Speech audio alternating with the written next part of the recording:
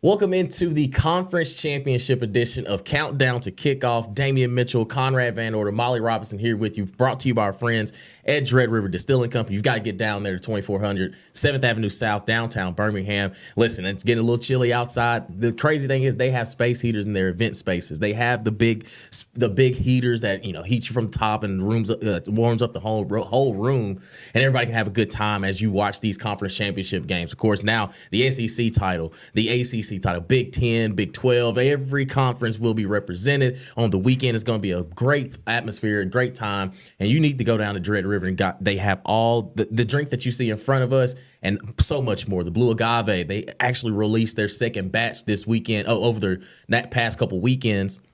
And I know it's an absolute hit because the first batch was off the chain. So I can only imagine what they have. And again, everything is distilled right there in the store, in the restaurant. And of course, you can grab great food, great drinks, and also make sure you tell them that Damian and Conrad sent you there. So with the championship edition of the Countdown to Kickoff, we start with the SEC title. Now think about where this SEC season has been. In the preseason, it was announced that it was going to be Georgia and Texas in the SEC title game. We didn't know the roller coaster we were about to get to get to this point. But we do have Georgia and Texas set to do battle in Atlanta, a rematch from a game earlier in the year where we saw Georgia really dominate Texas. And really from that point forward, Texas started to turn it on. Georgia had some more bumps in the road along the way. But either way, this is for the conference title. And I think when you watch both of these teams, we've seen both of them at their peak, so it's like, okay, well, if we get the heavyweight fight that we expect, there could be a lot of points being scored. There could be some real physical football. But I think what we've seen from Texas, it's okay, they're sitting at the top. They're the number 2 team in the nation according to the CFP. But none of us really feel like that Texas team is just that much better than all the rest of the teams that are still slated for the college football playoff spot. And then you look at Georgia, it's kind of been, let's just say, you've been kind of lucky to be in the positions that you're in because you've been in dog fights with the Kentuckys of the world. Georgia Tech took you to 8 overtimes. Mm-hmm. And I know with rivalry games, you throw the records out the window.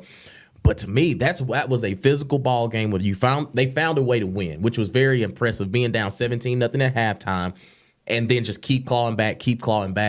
And I think the biggest thing for Georgia that's really starting to show is they know they don't have a running game, but they don't even try to establish it just to take a little bit of the pressure off of Carson Beck, where Carson Beck is literally having to do everything. Now, granted, against Texas, he looked pretty good against them. Mm-hmm. And in them situations where, okay, it seemed like he was getting his groove, the passes were on time, he felt like he was in rhythm. Well, now you got to double that again for this time, the conference championship on the line.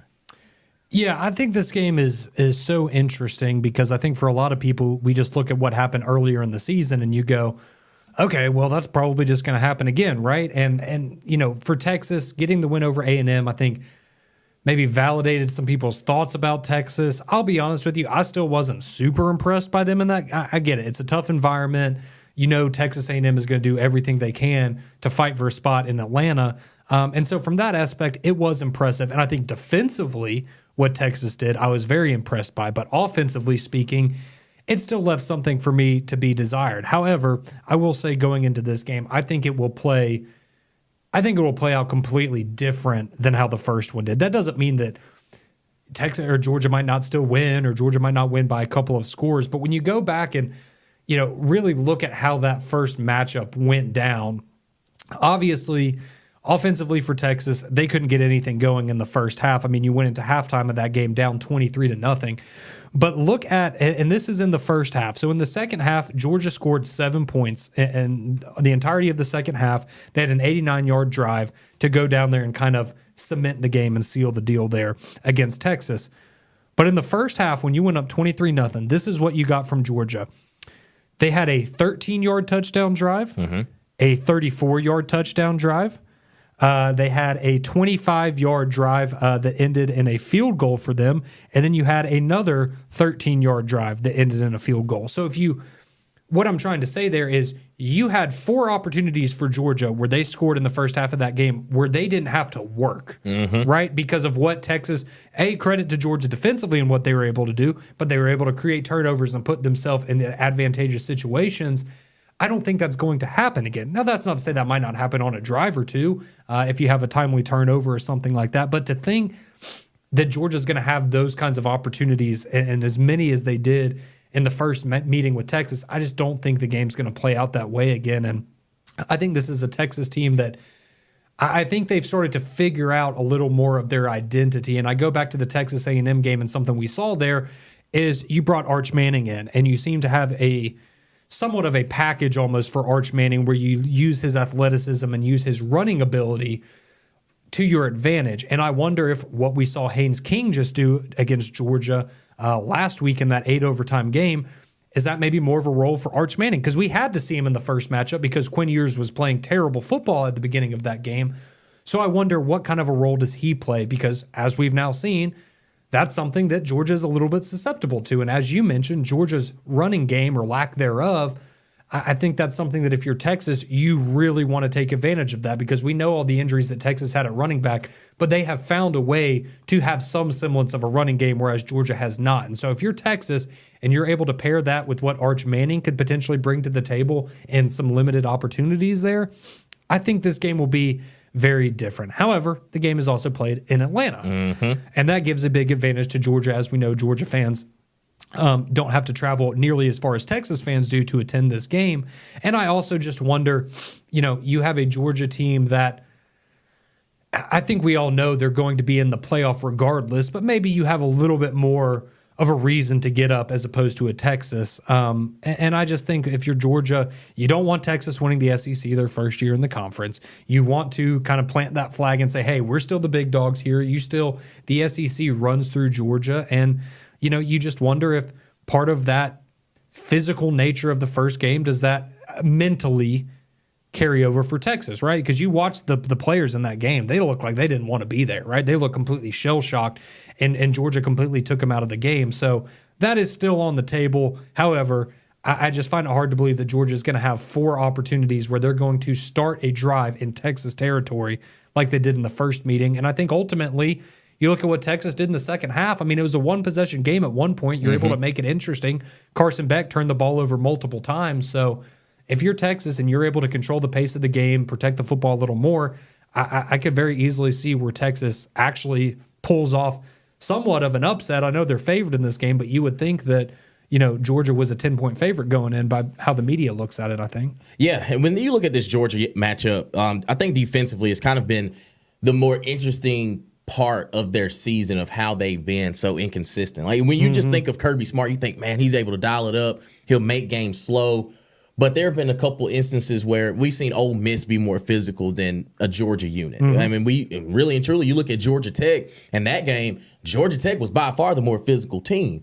And I'm wondering if Texas can dig into that and feed off of that from what they've seen the past couple weeks of, all right, so if this Georgia team, they get hit in the mouth and they start drawing blood, like they're just as human as anybody.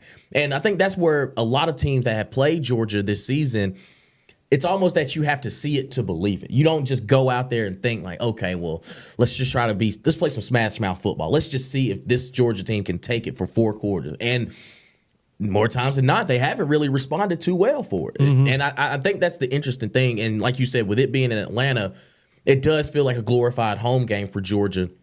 But also, I think Carson Beck to me, I don't know if he was just, reading his press clippings or he truly just the game was starting to speed up too much for him. Because I thought that with somebody that, showed a lot of promise last year with all the playmakers that he had around him, now it's, man, you're the quarterback of this team. When these guys are not, necessarily playing up to par, you got to find a way to just dig it out of them because you are the point guard. You're the facilitator. You've got to be able to trust the guys that you have around you. And I do think talent-wise, they should be able to match up with Texas. But I think with Quinn Ewers and Arch Manning and the package that like you said, the package that they have for Arch, Steve Sarkisian is always just, it seems like he's one more step ahead than a lot of other people. And I think that's what's going to be kind of just I'm interested to see the chess match between Sark and Kirby again, because it's maybe if you're Steve Sarkisian, like, man, we left a lot of plays out there. You take away some of these penalties, take away some of these turnovers. We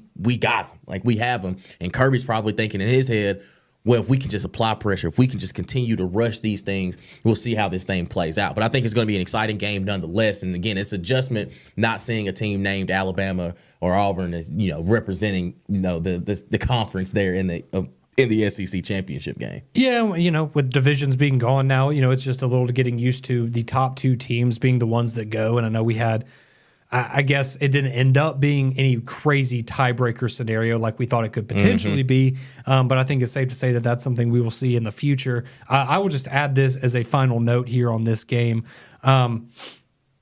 Over the last 3 games for Georgia, Carson Beck is averaging over 300 yards passing a game and has thrown 11 touchdowns and 0 interceptions. Okay.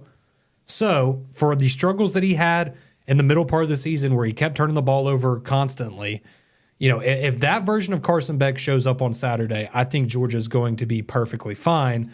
That being said, I think ultimately at the end of the day, it's going to come down to defense and running the football, which maybe that isn't that uncharacteristic for Georgia, but it's more so the fact of, can you run the football? Not how well are you going to run the football? Can you run the football at all?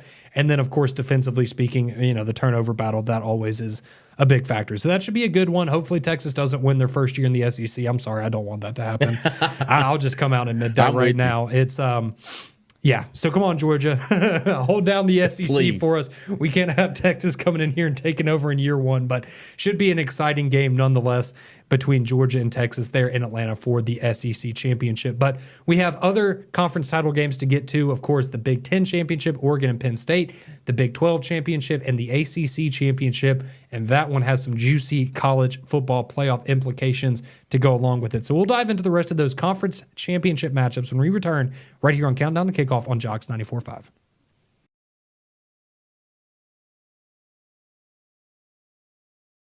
Welcome back into Countdown to Kickoff here on Jocks 94.5. Conrad Van Order, Damian Mitchell, Molly Robinson with you here for Conference Championship Week. You got the SEC Conference Championship, the Big 10, Big 12, ACC, American Athletic Conference, the Mountain West, all of these going on this week, and it's going to be a great weekend of college football. Appreciate you joining us all season long, really, here on Countdown to Kickoff. It's been such a fun time here for me and Damian getting to break down these games each and every week for you right here on Countdown to Kickoff. And we couldn't be here. We wouldn't have been able to do any of this without our great friends over at Dread River Distilling Company. You can find them at 2400 7th Avenue South there in downtown Birmingham, and they are going to have everything you could possibly look for there on a game day.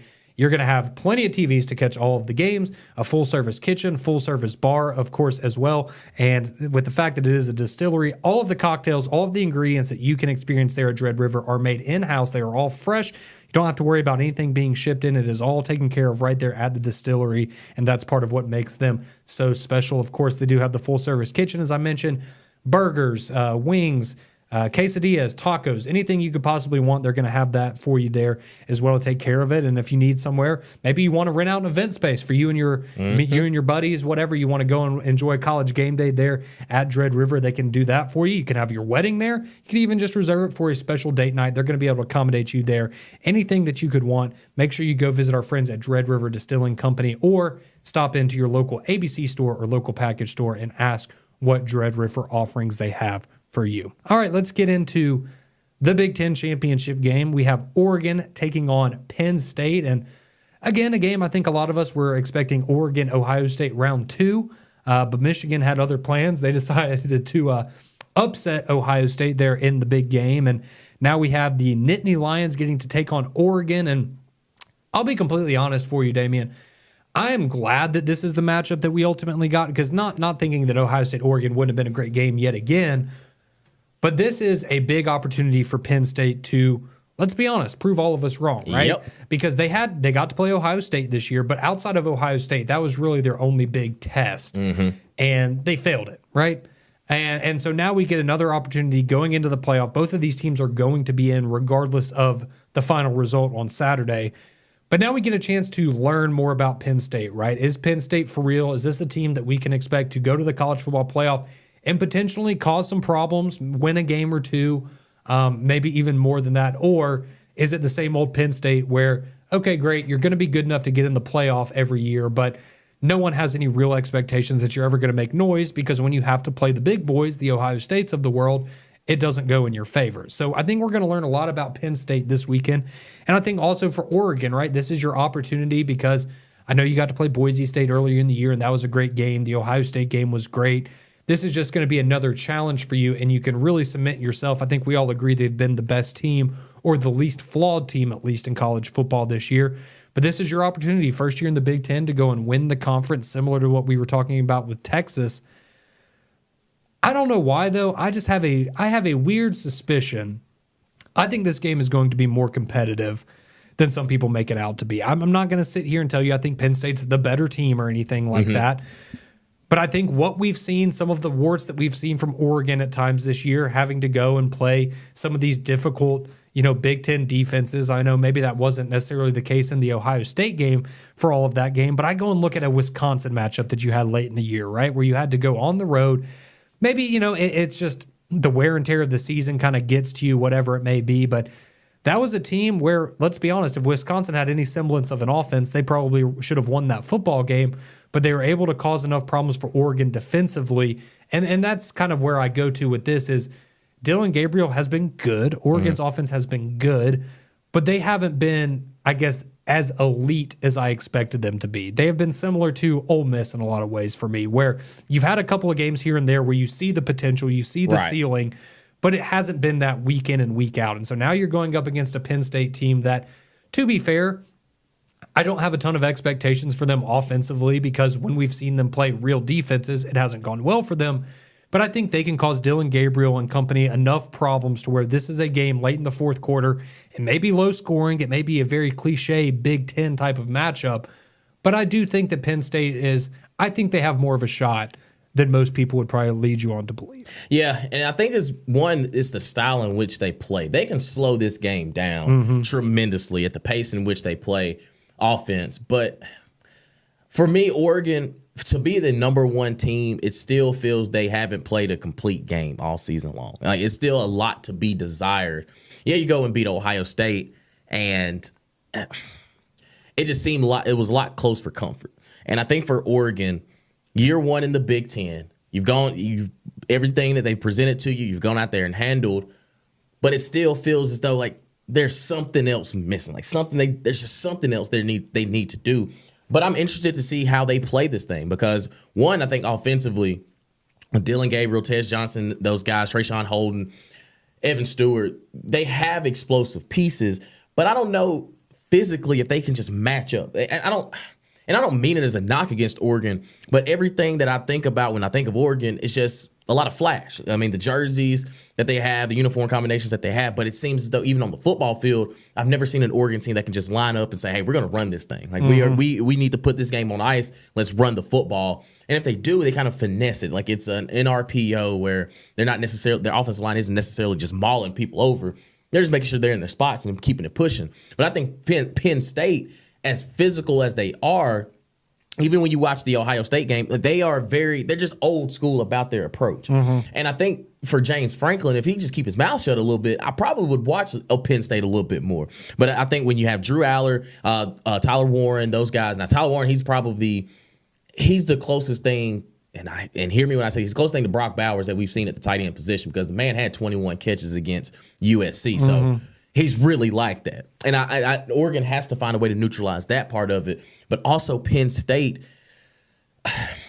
they're just very old school in their approach. And that's why I still give them a chance to keep the game close. Yes, I do think Oregon wins, but I think it's just going to be one of those ugly Big Ten games like, okay, yeah, I feel like I've wasted the 3 hours of my day, because it's probably going to be 17-14, and it's just going to be uneventful. But I do think that Penn State, even Drew Aller, there have been games where he's looked absolutely phenomenal. Then there's games it's like, why do y'all even have him as your quarterback? Why is he your starting quarterback? So I think for Penn State, it's, to your point when you started off, it's go prove it to us. You've been in this position before, and you've left a lot to be desired. Now all the chips are on the table. Go out there and take it from them. Yeah, I think for me, the key to this game is for Penn State. I think Nick Singleton is kind of the X factor for them in the sense that when you go back and look at the other games that Oregon's played this year against, I guess, the upper levels of competition in Boise State and Ohio State, two teams that are going to be in the playoff most likely, Ashton Jeanty had almost 200 yards on the ground against him. Ohio State ran for about 150 as a team against Oregon.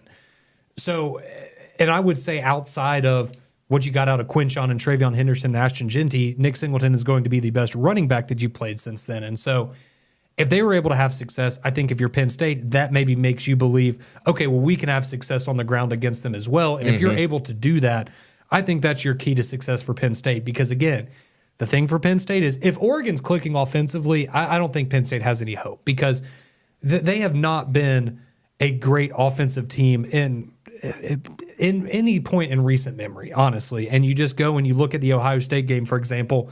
Yeah, you scored 13 points. Okay, 7 of those came from a pick six, and the other 2 were from field goals. And you got stuffed at the goal line twice in that game, and what ultimately would have at least sent you to overtime. If not, if you're able to get points both of those times, you could have won that football game. So that is still my reservation for Penn State. I think they're good enough defensively to keep it interesting with Oregon. I think they're going to be good enough running the football to make it interesting against Oregon. But they are going to have to find something offensively speaking that they weren't able to find against Ohio State, or quite frankly, in many of the games they've had against upper-level competition since Saquon was there. Right. I feel like so. It's going to be an uphill battle for Penn State, but I do think that, again, as good as Oregon has been, no team in college football this year is without their warts. And if Penn State is able to stay sound defensively and find ways to run the football, I think that this game can be closer than people are expecting it to be. And there is the potential that we would be looking at Penn State as the number 1 seed in the college football playoff, which is, I know it's kind of gross to think about. It's absolutely bizarre, but that there is a world out there where that happens. So we will see how that game ultimately unfolds, but I think that's going to be a good one there between Oregon and Penn State. Again, both of those teams are going to be in the playoff regardless, so it doesn't really matter, and we can talk about this in a future episode perhaps, but let's be honest, if you lose and end up being the 5 seed instead of the 1 seed, you might end up being better off at the end of the day. So that's a completely different problem with the college football playoff formatting. But nonetheless, Big Ten championship game, Oregon, Penn State, that's going to be coming your way this Saturday. So when we come back here on Countdown to Kickoff, we want to break down the Big 12 and ACC conference championships for you, as well as talk about what's on the line in the ACC, not just for SMU and Clemson, but Alabama as well. How does that game impact Alabama's chances of getting in the college football playoff? We'll break down all of that for you when we return here on Countdown to Kickoff on Jocks 94.5.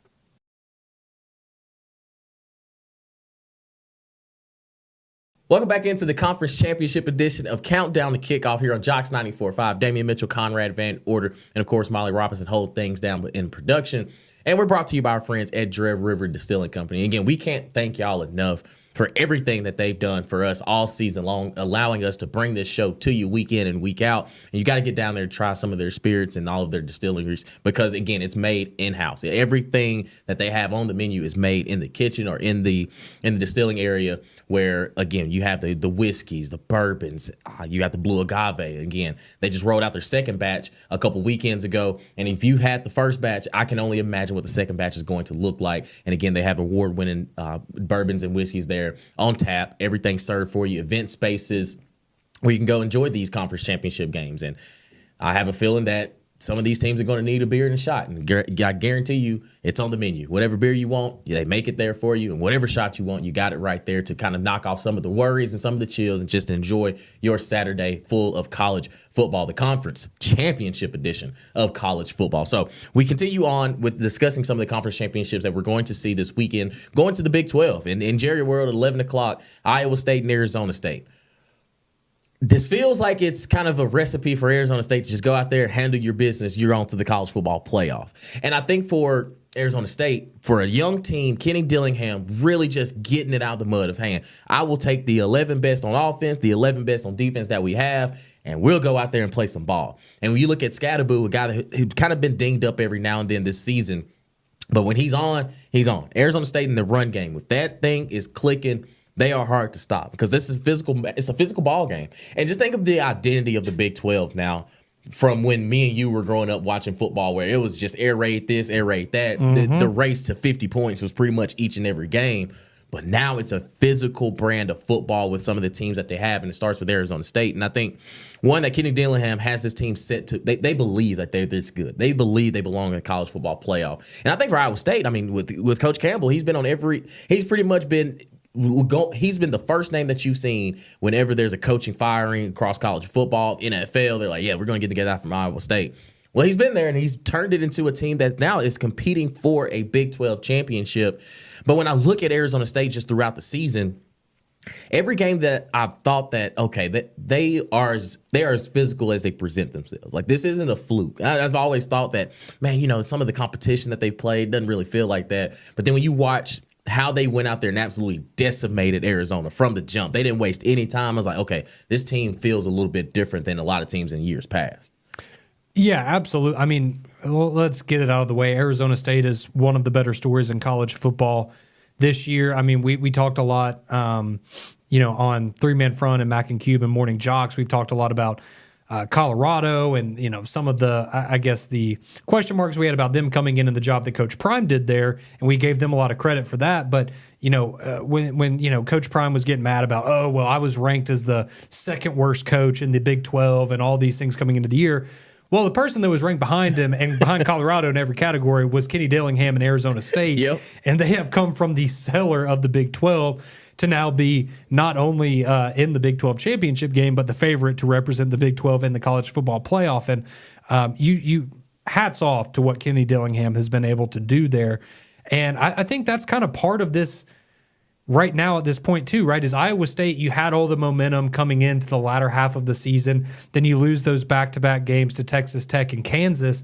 And, it just kind of took all the wind out of the sails. And then thankfully, with Colorado losing and BYU losing a couple times, they find themselves back here in the conference championship game. And Arizona State's just kind of been, they've been chugging along steadily. And like you said, I mean, you had that utter domination of an Arizona team that's been a big disappointment for me in the Big 12 last week, 49-7. And, it all starts with Scadaboo and what he's able to do out of the running back position for Arizona State. 1,400 yards, 17 touchdowns on the year so far. But, I also look at Leavitt, their quarterback, and what he's been able to do this year. 21 touchdowns, only 5 interceptions. He's been very, very solid for them all year long. And, if you go and look and you try to break down, who has the advantage, offensively speaking and defensively speaking, these teams are incredibly similar. When you look at total defense, they are, they are right next to each other in the Big 12 rankings. Offensively speaking, Iowa State a little bit higher than Arizona State in terms of yards per game. Arizona State a little bit of a slight edge in points per game, I do believe. And so they are incredibly similar when you look at them statistically. I think momentum is just such a huge factor in this. And I know Iowa State's won 3 games in a row coming into this as well, but Arizona State has just been on such a heater lately, and they are playing just so solid. I really don't know a better way to describe it. It's hard for me to go into this game and not think that Arizona State is ultimately going to keep playing their brand of football, keep this hot streak alive, and they're ultimately going to find themselves in the college football playoff. But, I mean, just the fact that both of these teams are here, and these are the 2 teams that we ultimately ended up with, because I think a lot of us thought, you were going to have Arizona was going to have a better chance than Arizona State. Utah was going to come in and just kind of carry over what they had done in the Pac-12 for so many years. And the fact that we had Iowa State and Arizona State and potentially Colorado finding themselves in that conversation as well. It's been a wild year in the Big 12, but I think this is going to be a very competitive game. It's, a good way to start off your Saturday at 11 a.m. And, but let's be honest, this is the least intriguing of the conference championship games. And, it's a one-bid league. I know there's been a lot of people. I know Brett Yormark's made some comments about the Big 12 and how they're undervalued compared to the SEC and Big 10, but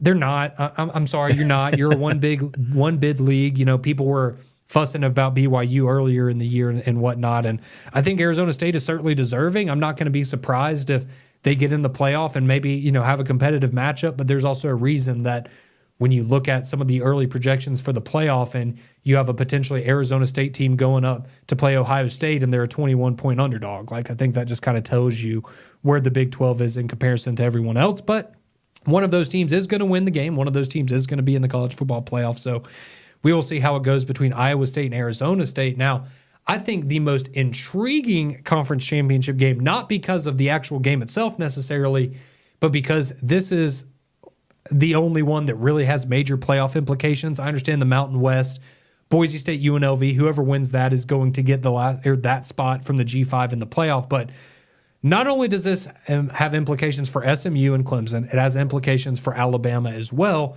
So looking at this game, Damian, you have Clemson and SMU. It's going to be prime time at 7 p.m. Clemson coming off the loss to South Carolina, a Clemson team that has been really good against inferior competition this year and not very good against good teams, going up against an SMU team that, look, I understand a lot of people probably still not sold on SMU, but they have clearly been the best team in the ACC this year. I think they should be in the playoff regardless. We will talk about that in the next segment. But this is an 11-1 SMU team that had to make a quarterback change earlier in the season, and now Jennings has come in. He's been spectacular. He's truly a dual threat guy for you there. This is just a really well-rounded SMU team where you come in thinking Rhett Lashley, they're going to score a lot of points, and they have been good offensively, but defensively, I think is where I've been most impressed with SMU, and I think that's where they have a bigger advantage over Clemson because this hasn't been the same Clemson team, at least defensively, that we've gotten used to seeing the last few years under Dabo. Yeah, I agree with you 100%. When you watch this SMU matchup and the way that Clemson has lost games, it's been because teams have been able to run the football at will against them. The good teams have. Look at what Lenora Sellers did last week. Yeah. Exactly. And I think that's what's going to give SMU kind of the perk up of, all right, well, they've struggled with a running quarterback. Every team that's ran on them has run for over 200 yards in all of their losses. I mean, Louisville, when they lined up, it was absolutely just murderous how they were just being able to just roll them over. And I think for Clemson, at some point, when are you going to live up to the expectation? And I think for Dabo, he's been able to kind of finagle his way the past couple seasons of not being able to compete for for national titles. And you've kind of not necessarily settled for just being a conference champion, but it kind of feels like that. It's just, okay, well, if Clemson makes it there, so be it.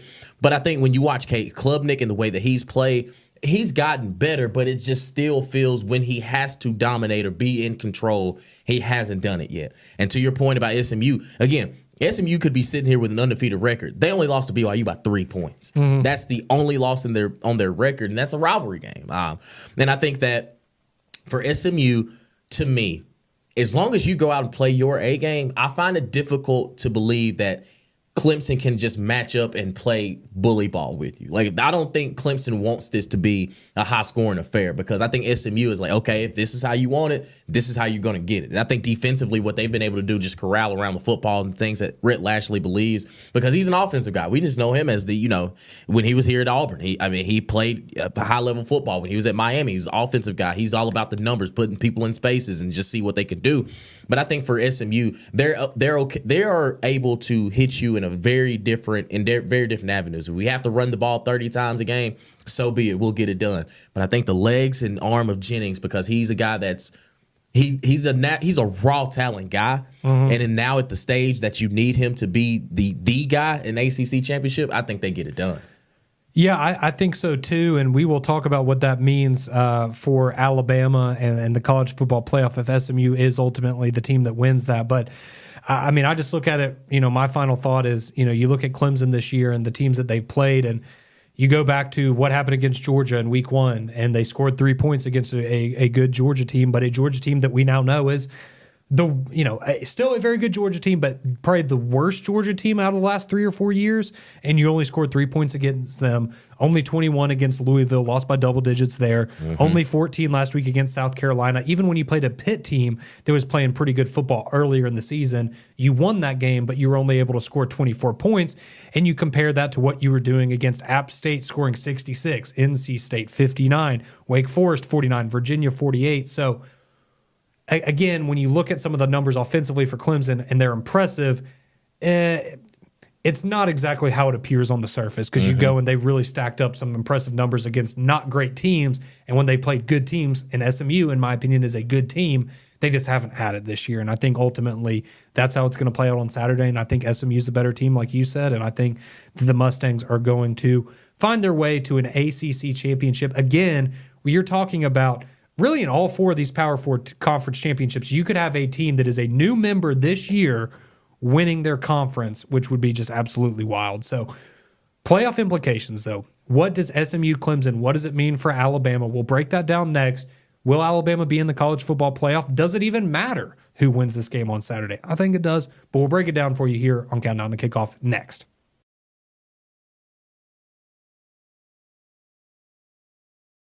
Welcome back in. It is conference championship week here on Countdown to Kickoff. Conrad Van Order, Damian Mitchell, Molly Robinson here with you to break down all of the Power Four conference championship games. Of course, when you're watching or listening to this live, you also have the AAC and the Mountain West conference championships going on. Of course, UNLV and Boise State, the winner of that game, going to the college football playoff. The loser's going to be out. The AAC championship game doesn't look like that's going to have any college football implications, but still going to be some competitive matchups that are definitely worth checking out. But want to talk a little bit about the ACC championship and what it means for the college football playoff, specifically the Alabama Crimson Tide, who are currently the last team in the 12-team field as it stands today, Damian.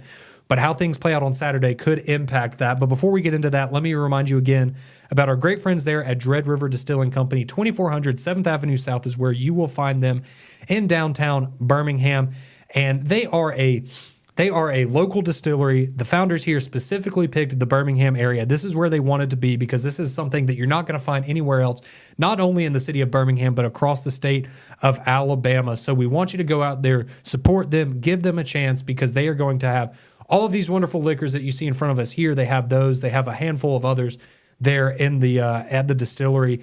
They have a wonderful cocktail menu. The Birmingham Fog is something that we both recommend, something we've both tried. It's an excellent take on an old-fashioned. Think you're really going to enjoy that. Also, the full-service kitchen, so you can go in there, get a drink, go in there for dinner, go in there for lunch. Maybe you want to go in there and watch some college football on Saturday and have some appetizers, just some snacks to go along with your drinks. They're going to have all of that for you right there at 2400 7th Avenue South at Dread River Distilling Company. Appreciate everything they've done for us here on Countdown to Kickoff. But all right, Damian, let's get into it. The college football playoff, as it stands right now, Alabama is number 11 in the rankings, which would mean they are the last team in because the Big 12 champion is going to get an automatic bid into the playoff, but they are going to be ranked behind Alabama. So Alabama, let's put it like this. I think it's pretty simple. If SMU wins, if they beat Clemson on Saturday, Alabama's in the playoff. Nothing else matters at that point. Alabama is firmly in. Ward Manuel himself said that Alabama, South Carolina, Ole Miss, Miami, that cluster of teams is not going to change because they don't have any more games to play. So they have no more data points to use. So that is going to stay the same. The question, though, becomes if Clemson upsets SMU, does the committee knock SMU down behind Alabama and make Clemson the lone representative from the ACC in the college football playoff? I'm going to give you my hunch, and then I want you to share us with me what you think your gut is telling you.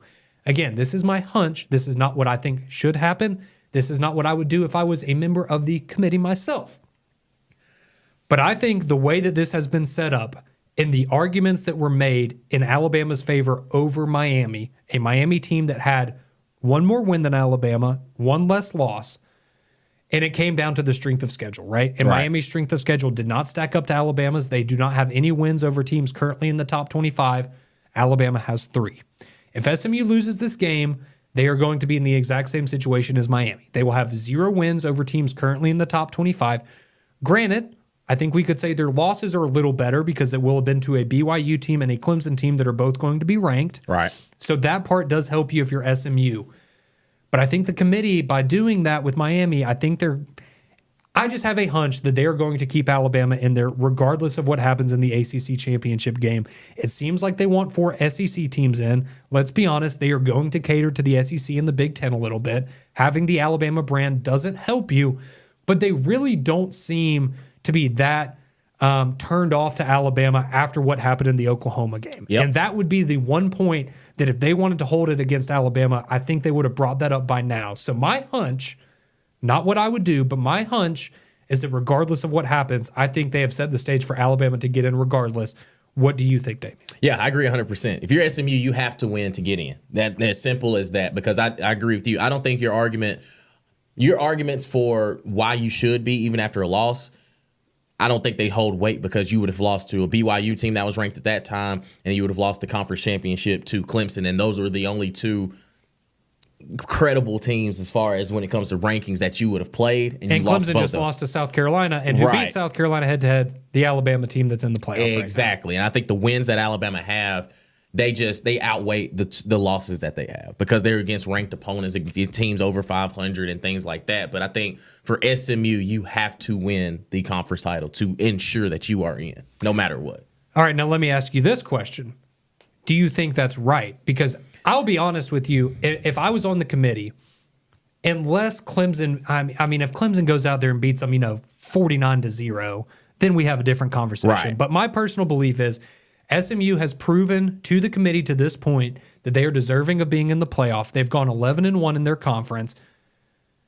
I think it sets a very dangerous precedent if in year one of the expanded playoff, you start punishing teams that are in the playoff field already for going and losing a conference championship game. Yeah, I think it's wrong too, because you are, and then Ward Manuel to say that, hey, the teams that ain't playing, you're locked. And now it kind of diminishes. One, it diminishes the conference championship thing, because, all right, well, you're punishing us for handling our business in the regular season. So somebody has to lose the ball game in the conference championship. So why do we have to suffer? So I think it may just, to me, you should still, unless you were coming in there with 4 losses and then you pull off the upset, then I understand that. Like, okay, well, now we got to have a conversation. Yes. But for SMU that would only be their second loss, and then still find themselves out of the college football playoff. Yeah, you end up getting screwed for having an extra game. And that's why Clemson's not in the conversation, or, whoever loses the Big 12 championship game, right? Because they're not already in the top 12 going into that matchup. So that's what makes that one different. But I think a lot of eyes here, obviously going to be on the SEC championship, but a lot of eyes are going to be on the ACC title game. And who wins that game? If SMU wins, Alabama fans don't have anything to sweat. But if Clemson pulls off the upset, we are going to have quite a debate going on between Alabama or SMU for the final spot in the college football playoff. But we'll see how it all plays out on Saturday at 7 o'clock when Clemson and SMU kick off there in the ACC championship game, with potentially Alabama's college football playoff spot on the line. So appreciate everyone for joining us for another week. For Conrad, or for Damian, for Molly, I'm Conrad. You've been listening to Countdown to Kickoff here on Conference Championship Week on Jocks 94.5.